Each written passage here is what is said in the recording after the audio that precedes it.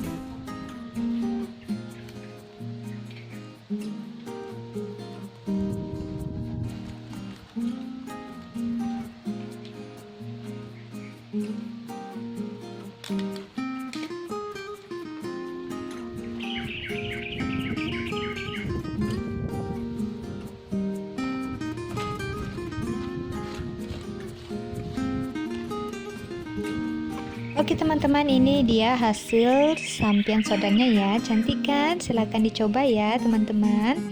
Nah, terima kasih ya sudah nonton video ini sampai habis. Semoga bermanfaat untuk kalian semua ya.